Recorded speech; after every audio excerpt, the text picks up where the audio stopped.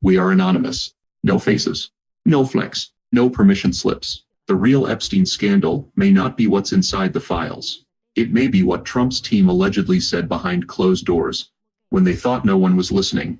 Last week, the American public learned from reporting by New York Times journalists Maggie Haberman and Jonathan Swan that senior White House officials held multiple emergency meetings in the Situation Room during the summer of 2025. The reason was simple: panic.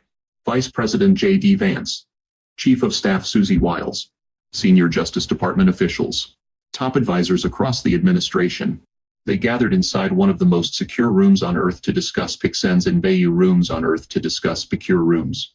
A crisis surrounding their boss and his long-documented connections to Jeffrey Epstein. But this week, a new report from Axios revealed something even more extraordinary. Trump's inner circle reportedly believes Haberman and Swan may have obtained audio recordings from those Situation Room meetings for their upcoming book, Regime Change, Inside the Imperial Presidency of Donald Trump. Let that sink in. The people responsible for controlling information are now Biden's intrigues, afraid their own conversations about controlling information have been exposed. According to Axios, one administration source admitted, quote, "We're afraid some of our most sensitive conversations were being recorded, and we have no idea which ones." For years, Donald Trump repeatedly claimed he had little connection to Jeffrey Epstein. One of his most common defenses was simple: "I was never on the plane." He repeated variations of that statement for years. But according to the reporting discussed by Congressman Ro Khanna, a January 2020 email from a federal prosecutor indicated that Trump had flown on Epstein's private jet far more often than publicly acknowledged. Flight records reportedly show at least 8 trips between 1,993 and 1,996. 8 trips. Not 0. Not 1. At least 8. That does not prove criminal conduct. Flying on Epstein's aircraft by itself is not evidence of wrongdoing. But it does raise an obvious question.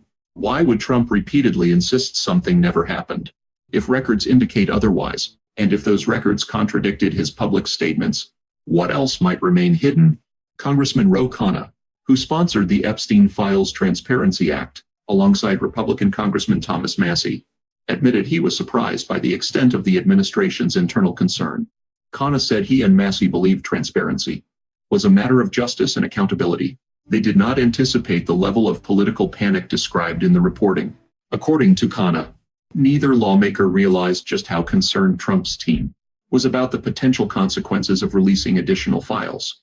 That concern appears to have been significant enough to trigger repeated meetings inside the Situation Room. Again, ask yourself this question: why hold multiple high-level crisis meetings if there is nothing to hide? According to lawyers representing Epstein survivors, substantial portions of the investigative record remain undisclosed. Those attorneys reportedly say the withheld material includes statements given by survivors to FBI agents identifying additional individuals connected to Epstein's network. Khanna claims information concerning Donald Trump has not been fully released. If true, that raises profound concerns, because transparency cannot be selective. CNN recently reported that survivors of Epstein's abuse, along with family members connected to victims, including the late Virginia Giuffre, met privately with House Oversight Committee Chairman James Comer. According to the report, they brought documents from the released files and urged lawmakers to investigate allegations involving powerful individuals. These survivors believe there are credible leads that deserve further examination.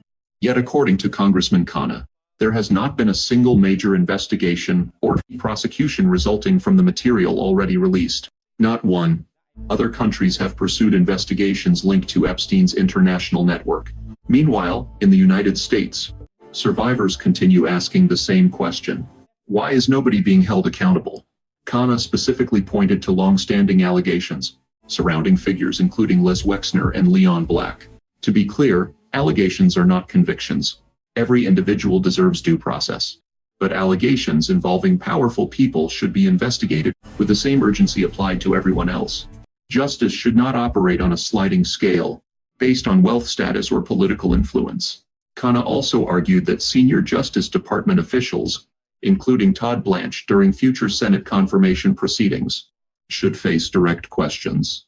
Will they commit to releasing the remaining files? Will they investigate individuals named in those files? Will they meet with survivors and their attorneys?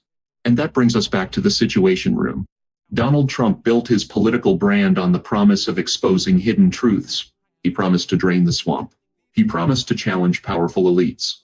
He promised accountability. But if his own advisors were privately discussing how to conceal information related to Epstein, then that promise begins to look less like a mission and more like a slogan.